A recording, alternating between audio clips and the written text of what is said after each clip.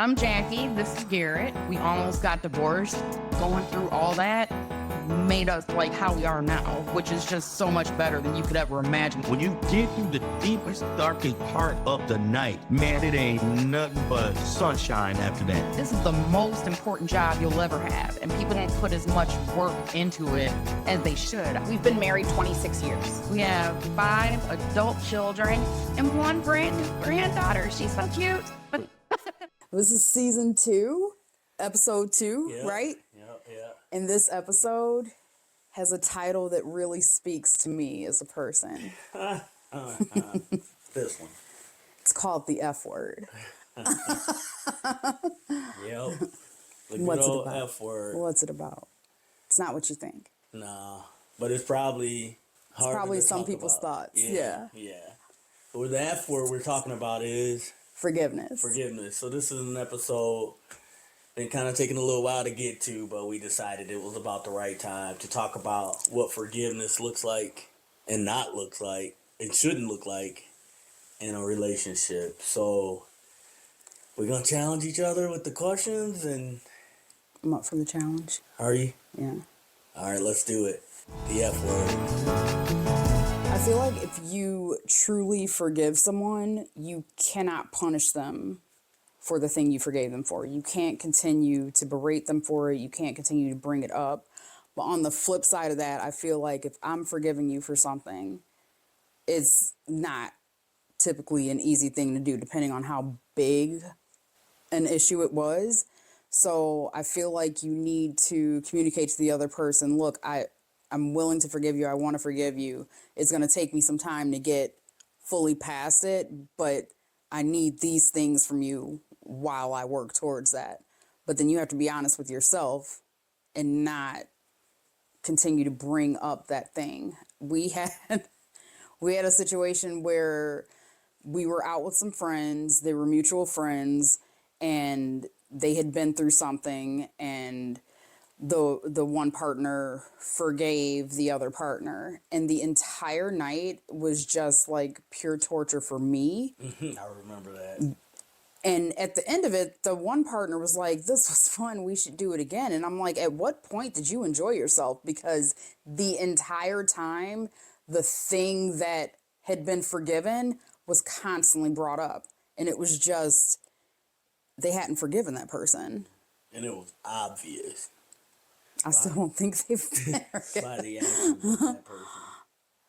No, that was a good one. Yeah, for me, forgiveness is relieving myself of the wrong that someone else has done to me, because it's hurting me way more than that person. And you don't forget, but it does you no good to harbor this ill will towards a person, and they ain't thinking about you, right? And so forgiveness for me is much more about you than it is whatever was done to you. And it's different from excusing, because if you excuse someone, I mean, you're still looking at them sideways and treating them a type of way, walking by them, making every effort to avoid them. But forgiving is, I'm going to choose to move forward without holding something against you. And that's a hard concept for people to understand. But why live with the pain of what someone else did to you and that person go on just living life? I think before you forgive someone, you have to decide that that's what you're going to do. And then it is a process. Like, you decide you're going to forgive them, and then you have to work towards that process. Like, you have to take steps to be intentional about choosing to think about the good versus the bad. Choosing, like, yes, you had this misstep, and whether it was intentional, malicious, or unintentional, whatever the case is, your threshold for forgiveness isn't going to be the same as mine. There might be some things that I could just brush off and not care about. Like, he's very much that person. I feel like that there's things that he can get past a lot quicker maybe than I could, just in general, where I just can't let it die. Like, I'm still searching for like understanding and just still dumbfounded by whatever the event was.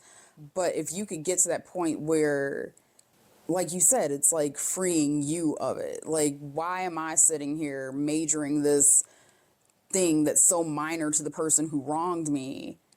And it's like stealing my joy. Like, it's making me upset. It's making me angry. And meanwhile, they're probably over there rejoicing in the fact that they're still relevant for me. So it is, you have to make the decision to forgive, and then you have to, it is a process to get to that point, but you have to be committed to that. Like, I don't feel that it should take, 7 business days to forgive someone for something. It's going to be something, like you said, you're not going to forget it. It's going to stick with you.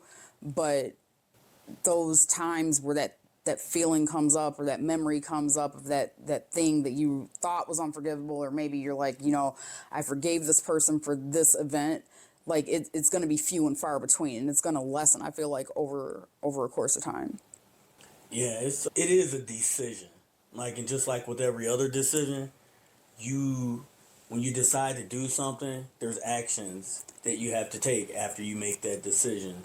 And so, yeah, there's actions involved with forgiveness. And one is internally with you. It's clearing your mind, finding other things to think about, really leaning in towards not giving this person your power, your time, your energy. It's a lot harder, and that's why it is a process. It's not immediate for some. For some, it is.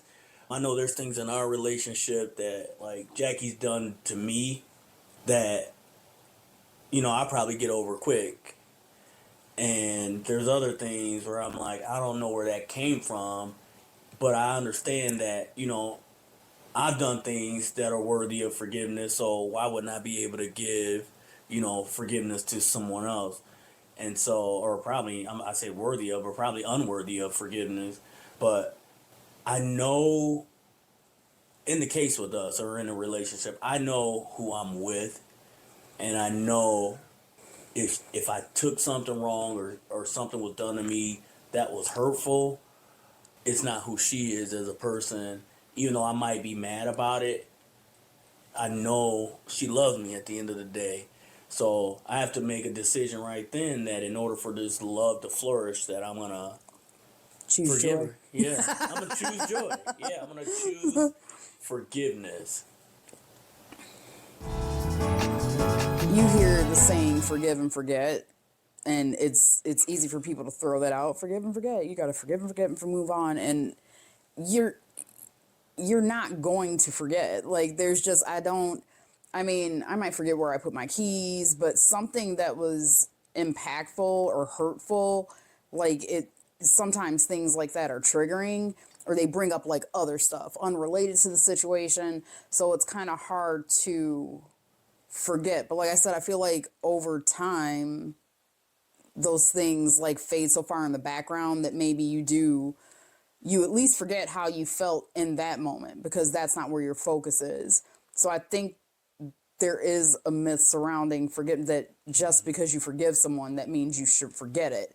You don't have to forget it. Like, no one's asking you to forget it. But like I said, I don't think it's right that you continue to punish someone for something that you have told them that you forgave them for, that they have, I'm assuming, apologized for if you felt compelled to forgive them, because otherwise that just means you're being dishonest with yourself and dishonest with them.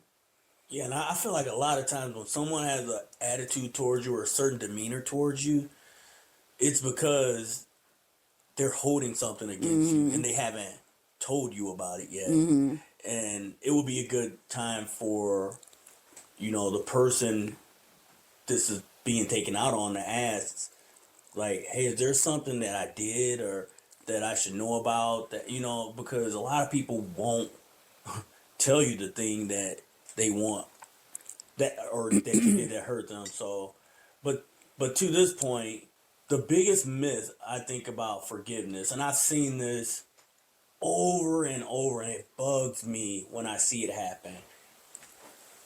And I know everyone in podcast land or on YouTube or whatever has seen this too, where someone whose family member was murdered forgives the murderer.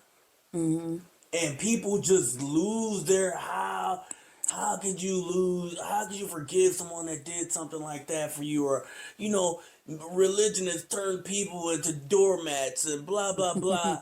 And what people don't understand is to live with the hate of someone doing something so heinous, it's going to kill you to live with that. And That's a hard one, It because is. you don't know It until like you're in that position. don't. But no, like I agree with what you're saying, but that's like a big one. Like I could never say, if that ever happened to me and I lost somebody to the hands of a murderer, like that I'd be willing to forgive. Like it'd be easy for me to sit here and say that because I know like what unforgiveness could Right. do to me. But until you're in, it's just like if you have a death, like you lose a loved one, like when you're going through it, like you've said all the right things to people who've suffered it, but until it's you, like it's hard to really do it. Like it's a process, right? Like you have to work through the process. So And by the time the trial comes, it's probably months or years down the line. But the fact is, we see this over and over, tells you that there is something special in letting that go, even though you're never going to forget the act. You're never going to forget or the fact that your loved one is gone. But you see it so much. And people really miss the real reason for forgiving. It's not that the person is just like, I really like this person now, or I didn't, I'm over what happened. That's nowhere near what it is. But I see people lose their minds, and like you said, like you don't know until you're in that situation. But it should beg, you should question yourself on like what's driving people to that, right? In something that terrible, what's driving people to that? And I really believe it's the definition and a vehicle for them to let go of the effects of hatred. I feel like you can be hurt by an act. Like that's why, like to my point, saying like, look, I'm gonna forgive you for breaking my favorite mug, but it's gonna take me some time, to truly let it go. In that time, like I need for you to be patient with me. I need for you, you know what I mean? Like I feel like you can forgive someone and still be hurt, but you can't stay there. Like it's again a process. Like you have to be moving towards releasing it. So in the beginning, yes, I feel like you can still be hurt because words hurt, actions hurt, things hurt. Like I don't think there's anything wrong with that, but you can't live there. Yeah. What are you laughing Because at? I'm thinking about, so when we were separated and we decided to come back together, I would say we had forgiven each other for whatever wrong, but like it was obvious that Jackie was feeling some type of way, right? Like she had forgiven me and she just was going through the process, right? She wanted this marriage to work. She wanted to move forward. And after she moved forward, it was like, I don't even remember the time where it just gelled, where things were back to normal, but it was a process. And so I agree wholeheartedly with you. I feel like emotions don't disappear like that. But you chose to forgive, and then you got to a point of me showing you that I was fully in, and you letting go of whatever hurt that you had to get to where we are now. If you're forgiving someone to let go of that thing for yourself, I don't think it necessarily requires an apology. Sometimes apologies are just like, sometimes they come off as like empty words. Like if I'm constantly like forgetting to do the dishes, oh, I'm sorry, I forgot. Like is it really genuine if I keep doing the same thing and like the behavior isn't changing? I mean, I might be sorry I forgot, but I'm not doing my part in like changing that behavior. So it probably comes off as disingenuine, but I don't feel like he has to apologize to me for something for me to say, you know what, I'm going to forgive him for doing this thing, or I'm forgive him for saying this.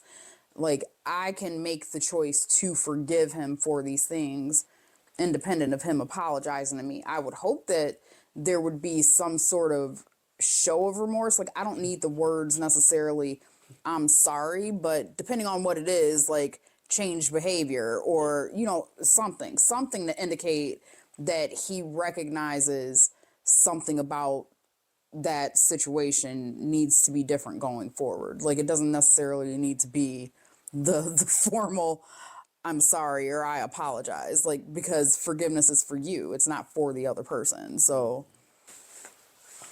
I feel like if you've done something wrong, and this is separate than forgiveness, but if you've done something wrong, you should apologize. I feel like words should be exchanged to show the other person that you acknowledge what you did and how it was not right. On the flip side of that, do you feel like if you forgive someone, you need to tell them that? I mean, if they if I say, like, I make the choice to forgive you for whatever thing, and you haven't apologized, then maybe it would be worth it to say, you know, I forgive you for doing this thing. That lets you know I don't know, Jay. But that person that you done messed up. And even though you haven't apologized for it, but like, how do you know?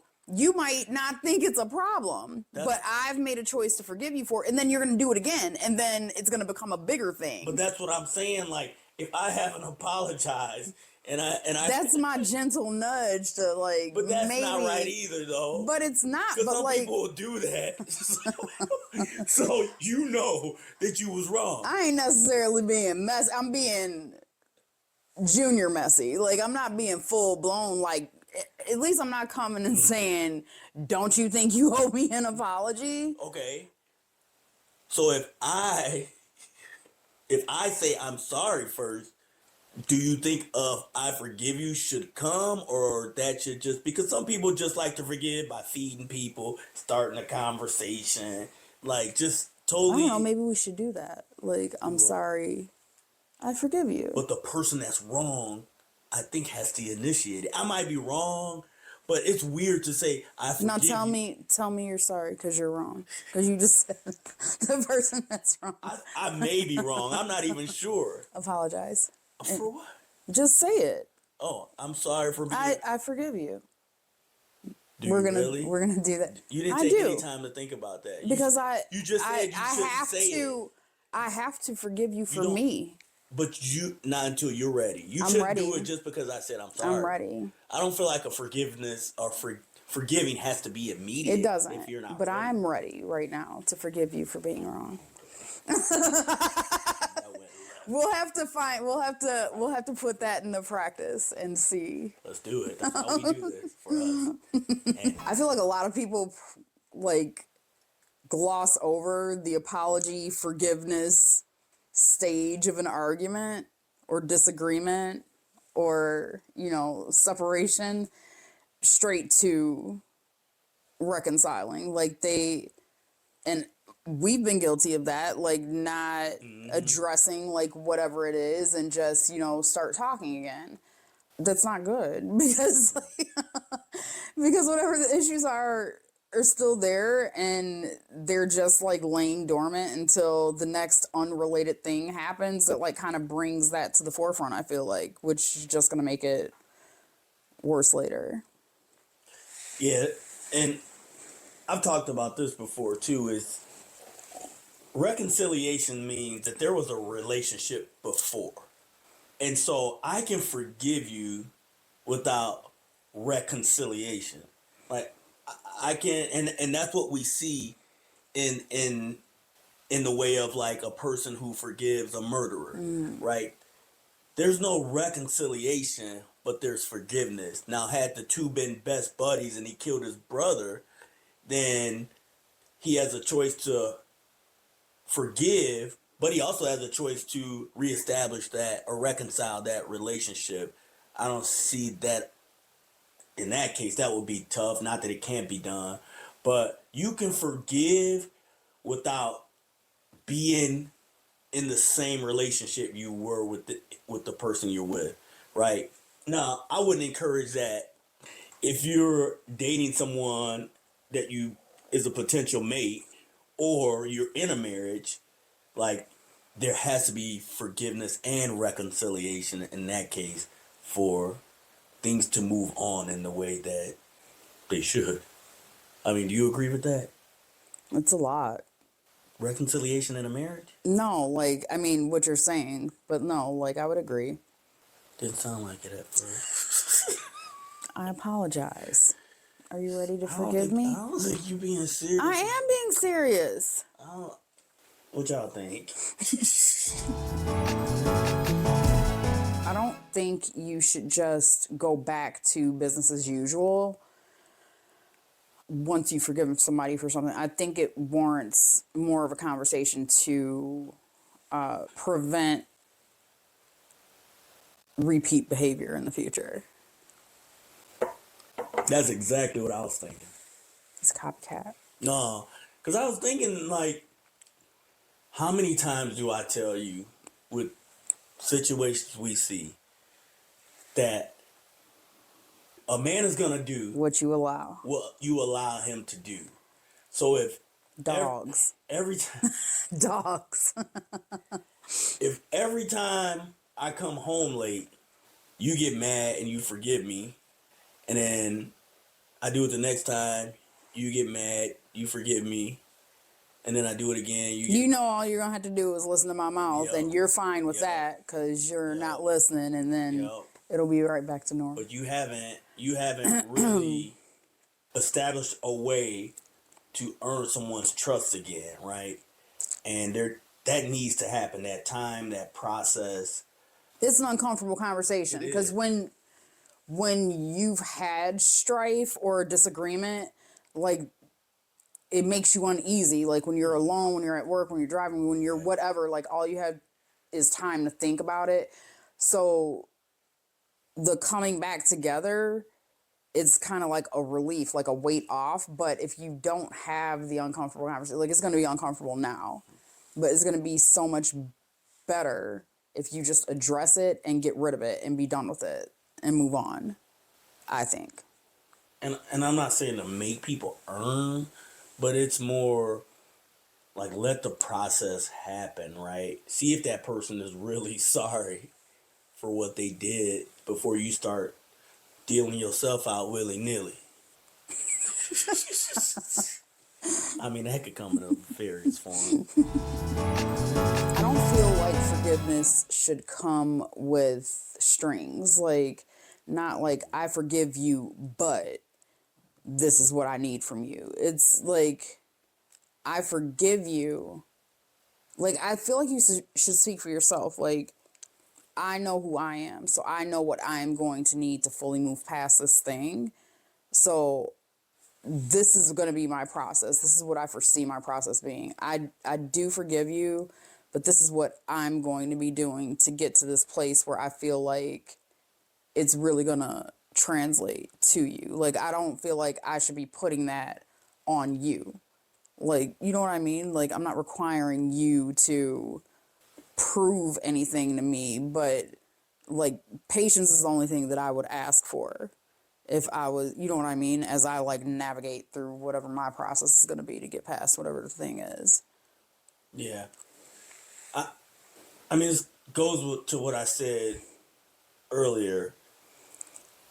Without boundaries, without discussion, without a trigger to make some action happen or a conversation or apology or forgetting, whatever it is, then it's just going to continue because you've set no boundaries, you've done nothing to put your foot down, and without boundaries, or like, I guess boundaries is the best word. You really are not allowing the relationship to prosper or grow, because you're still doing the same things. You're still allowing the same thing.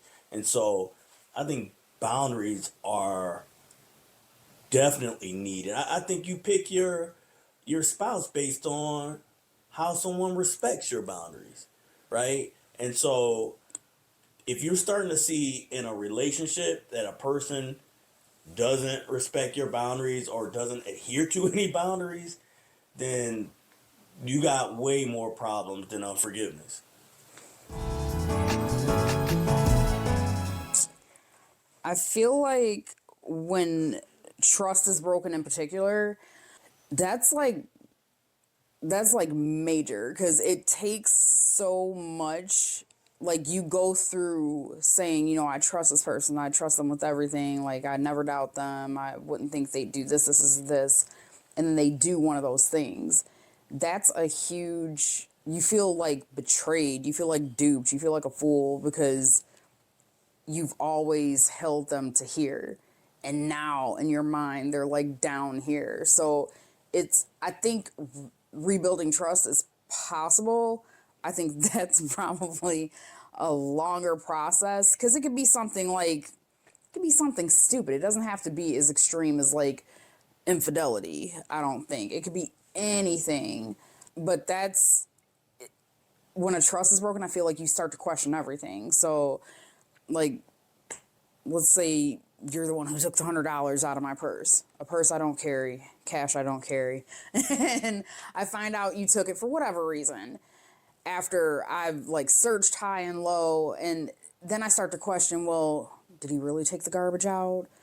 Did he really go buy coffee? Did he like, you start to just question everything. Doubt creeps in. Like, you kind of have to make a choice not to let that happen if you know who the person actually is. But that's like hard. Like, the trust piece is like really hard. Like, some people have just extreme trust issues, and I feel like it just grows and it magnifies. But again, it goes back to making the choice to say, look, you've apologized, I would hope, and I forgive you. At that point, I'm going to be looking for actions to prove to me that that's something that can be restored. All right, so you called me out. You took $100? No, Oh. I'm not talking about that. You called me out for using the murder example, which would be tough for anybody. Yeah. But then you just blew right past infidelity. What? What do you mean? Like, well, I'm saying it doesn't have to be, like, that's a big one. But what if it is that? I don't know. Like, that might be my threshold. You know what I'm saying? Like, you might be able to get past me cheating on you. But you wouldn't be able to? I don't know. Like, I say all the time, like, I've seen people get cheated on. I know people that have got, no, it's not funny, but I've known of people who've been cheated on. I've seen people, I've been, friends with people who've confided in me, things like that, and they've been able to get past it. And you don't want to make somebody feel like they shouldn't get past that. Like, I'm not saying they shouldn't forgive that and move on. Like, that's... What are you saying? Anything's forgivable. But, like, I would want to know, like, what their process is. Like, I would really want to, like, not to shame them, but, like, I would be curious, like, how did you get past this? Like, how long did it take you? Like, I would want to know, because I mean, everybody's timeline is going to be different. Like, just because it took Joe Schmo, like, 2 months to get over it, like, it might take me 2 years to get over it. But, like, I don't like to use, that's the easy one, right? Like, when a trust is broken in a marriage, that's the easy example to use. This person cheated on me. It is, because it's the one that really proves, like, do you really forgive this person, and how is trust rebuilt? Yeah, like, it's easy to... If I took $100 from your, I could see, break trust over. But like, I just feel like, just in the case of like 20 years ago or whenever it happened with the other situation that we knew, like, every time this person left the house, there was a question, there was a doubt, like, where are they at? Like, cell phones weren't as big back then for things like that. Like, that's like pressure for the cheater to be under. That's pressure for the person who forgave the cheating to be under. Like, I don't know. But in every situation is different. Yeah. I would almost argue that person said they forgave, but didn't really mean it, right? Because your mind is not going to be consumed with all that stuff like we experienced. Right. If you truly were made a decision and were going through the process. Yeah. Because the first thing you wouldn't do is do it publicly. You would hope. You would certainly hope. But I just wanted to pull that out because that's one, like, people have successfully forgiven and moved on. And so... Do the behavior. I mean, yeah. Let's use... Not that we're friends, but Chloe and Tristan. Yeah. Like, Yeah. I would love to be her friend, by the way. My favorite Kardashian. Oh, my goodness. Love you, Chloe. I don't know why. Love her. Always has been. But, I mean, she went back. And if you've ever watched any of the shows or seen any of the clips, it was always like, it was just done very publicly. Like you said, you would hope somebody wouldn't do it publicly. And she just always, like, everything that she would always show, like in the clips, was that she looked like a fool. He made her look like a fool because she had forgiven him. But, like, back to your men are going to do what a woman allows them. And same, vice versa. Like, the same is true the other direction. That Chloe, from what I took... Don't come for my girl. I feel like she genuinely forgave. I feel like she did too, which is why she was so blindsided by the repeat behavior. So that's a tough one. It is. I don't know if we're helping here. We're probably not. Let's move on. Love you, Chloe. I don't think there's a timeline on, okay, we've had like a level 2 betrayal take place. Like, we should be through that. That's rough. How long for infidelity? I honestly, like... Let's just go for broke. I don't know. Like, there's some people who are fine being cheated on. There's some people who are fine being beat. Like, there's some people who are fine with, their money being stolen. There's some people who, like I said, like, what I am okay with, you might not be okay with. I might be okay with you snagging my money. Like, you might not like that. Like, I don't know how long it would take me to forgive you if I found out you cheated. Like, to truly forgive you. Like, these are loaded questions because we talked about this in another episode. Betrayal is a strong word.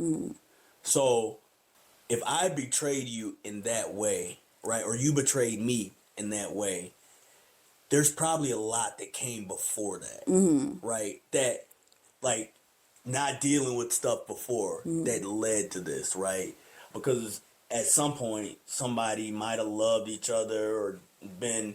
But then I don't want to get wrong and say like every example is one that should be forgiven because, some people just like to cheat.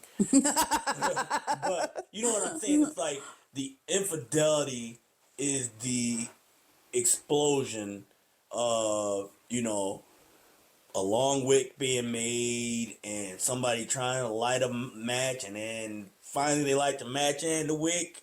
And by the time it's infidelity, it's like, was that really at the heart of it? Right? So that's not the biggest problem. It's what led up to it.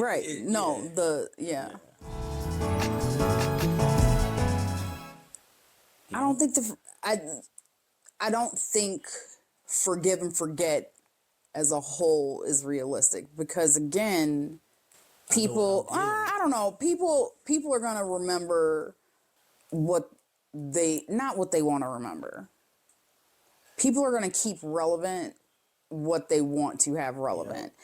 So if I keep bringing up this one thing that he did that I didn't like, that he had to apologize for, that I had to forgive him for. I'm keeping it relevant. Like, I'm keeping it, if in the case with our, double date, like, there was infidelity involved, and it just kept being brought up and brought up and brought up. And I'm like, man, they probably finna go leave and go back to, messing around with the person they were messing around with. I mean, you done talked about it so much at this point. Like, it's probably heavy on their mind. Like, all they can think about is all I can think about right now. So I just think, like, if you keep something relevant, it's gonna be hard to push that back to where you're able to kind of work towards forgetting as much as you can.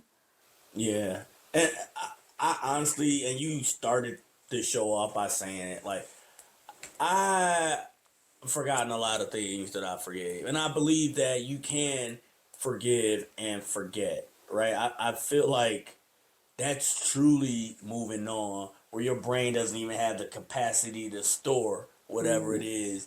But I think there are people who don't forget anything. They're scorekeepers, Yeah, I feel like. yeah.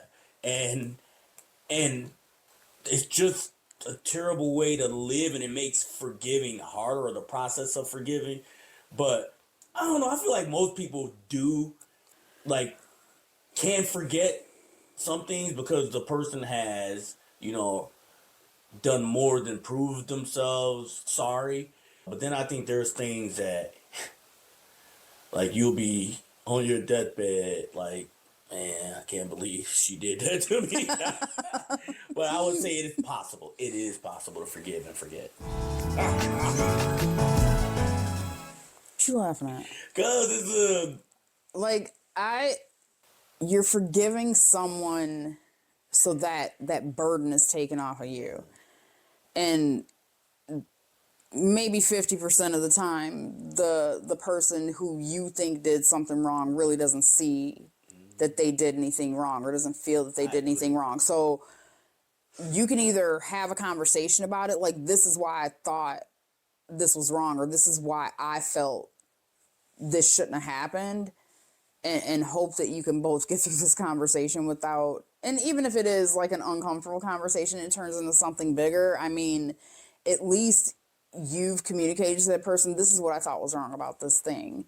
And maybe they'll think about it next time something like that comes up. But a lot of times people don't think they did anything wrong, or they don't see that's where I'm at. what they did wrong, and they don't understand why the other person would be angry with them. And that's where you have to have emotional maturity enough to be able to put into words, like, these are the things that I was feeling, and this is why I was feeling these things. You can't just say, well, you were wrong, I don't know why you don't see that. Like, because they obviously don't. So, I mean, you can't force them to, but you could at least let them in on what your thought process is about it.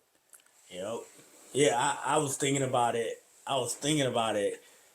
What you said when the question was asked, and I don't think most people. Because if they thought it was wrong, they wouldn't do it. Right? Unless, I don't know. This is what I was going to say is, you hit it on the head. I didn't think you were going to get there, but you hit it on the head and stole my answer again. Copycat. But this is what happens when you don't communicate. You don't know if that person even knows they know. And then you're over here not even telling them that you feel a type of way about what they did. And I've said this before too. When you have that conversation, address what your accountability was, what you felt like they did wrong, and how this would look in the future. Like, what if this happened again, what should we have done differently? And the biggest issue is most people don't know they did wrong, and the other person isn't even telling the other person they were wrong. So you have this lingering, just, I'm going to keep the peace, or I don't want it to come up again, so I'm not going to address it. I'm going to forgive them this time, but next time I'm going to let them have it. Like, this is just... Let them have it this time. Let them have it. Let them have... No, don't let them have it. Have a grown-up discussion. Fight fair, right? But communication, relationship communication and relationship go hand in hand. You must talk about things that are bothering you. And when you're wrong, and if someone brings to attention you're wrong, you should apologize. And not just to say it, but to really. I feel like if somebody keeps repeating the same behavior, one, they're not sorry because they keep repeating the same behavior, or two, you have not required them to change their behavior because you keep allowing it, you keep accepting it, or you haven't communicated to them that it is displeasing to you, this behavior, so they have no idea. So I can't be mad that, like, you don't cut the grass, or you keep stealing all my money, or not washing the dishes if I haven't told you this bothers me. Like, if I continue... You named a lot of things that was hitting kind of close to real life. No, they're not really real. They're fake. Boys cut the grass. They're fake. I don't do that.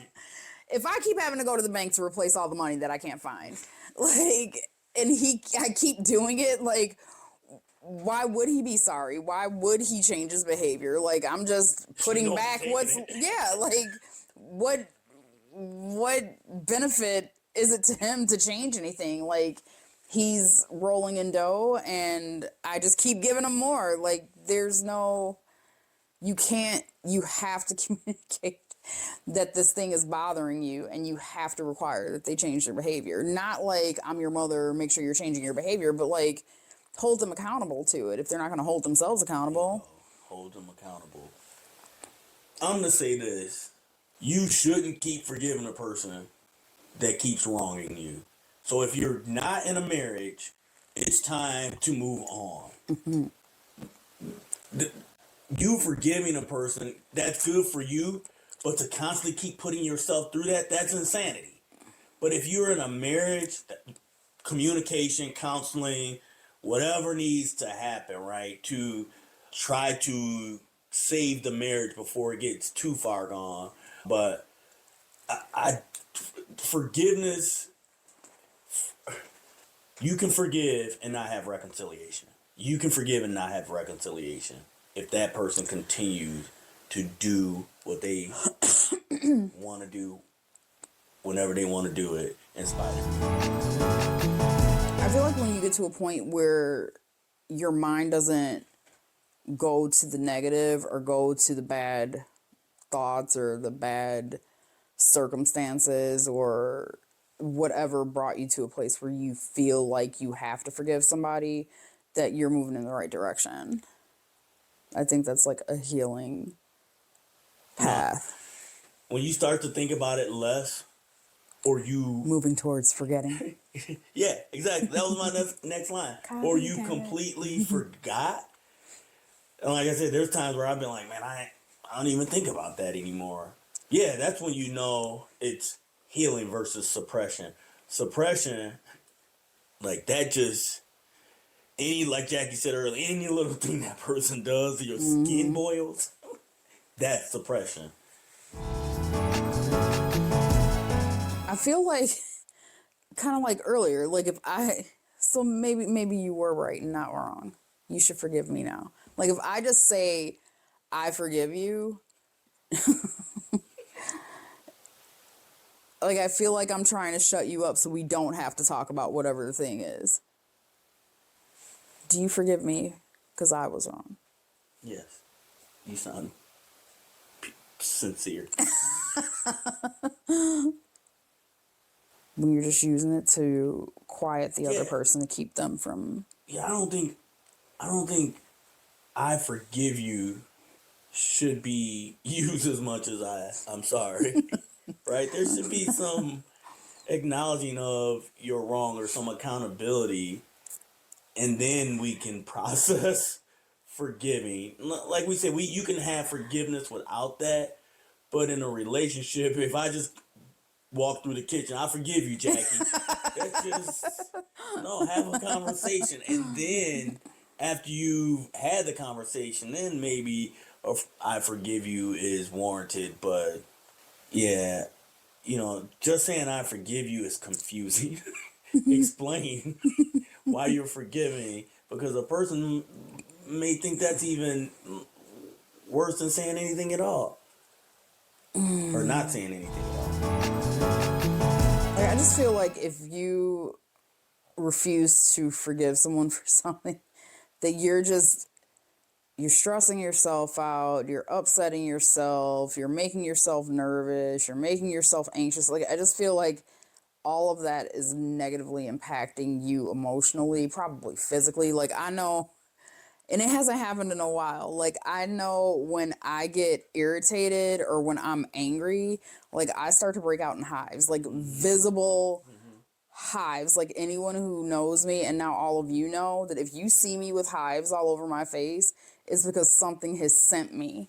There's nothing there right now, and I can feel it happening. So, like, I feel like that sort of stuff, I mean, at least I would start breaking out in hives, but I feel like emotional things do, like, they affect you physically as well. So it's not good. Like, it's not good for you. It's not healthy. Unforgiveness consumes you. And if you think about it, if Jackie did something that I hadn't forgiven, and I'm dealing with that, even though she's gone about her married life, and Maddie does something that I'm upset about, That's the one. or a friend of mine does something, it's consuming me that I'm holding all these things in that all these people have done to me. I haven't addressed it. I haven't tried to free myself of it. And I'm giving so much of me to that than the joys of life or the things that really matter or to the people who I'm on good terms with at the time.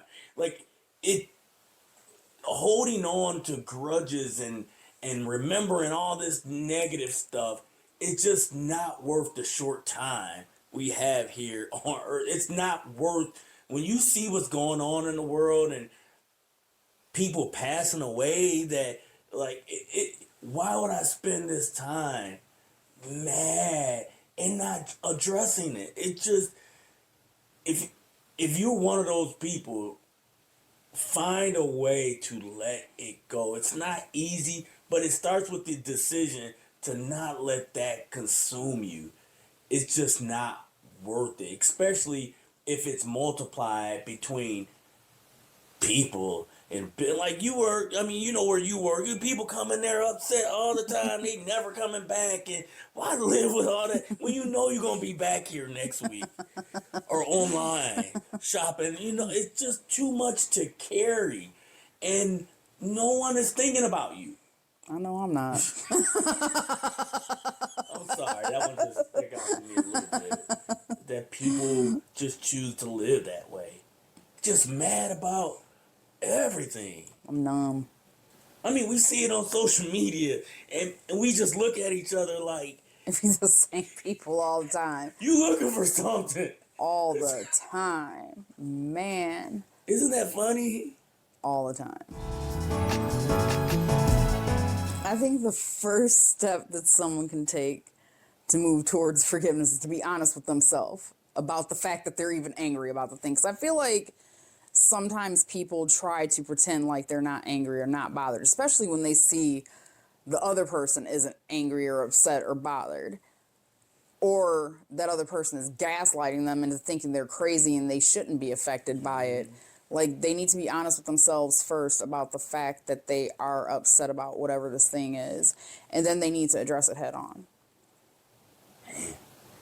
I couldn't have said it better myself. He couldn't have. I said it the best. Yeah. But no, like, all jokes aside, like, that accountability piece is huge. Always thinking it's only other people. Like, first you have to acknowledge, one, that you may have played a part in it, and then two, that you are carrying unforgiveness.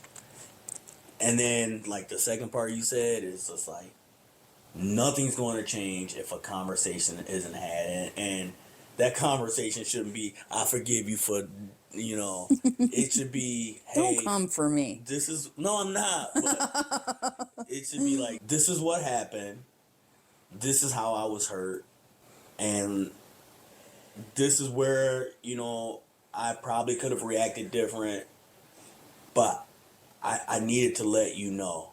And then wait for a response and then move from there. But you're just the best with answering. I have to start going first because you too good, I'm a babe. wordsmith. I'm like Shakespeare.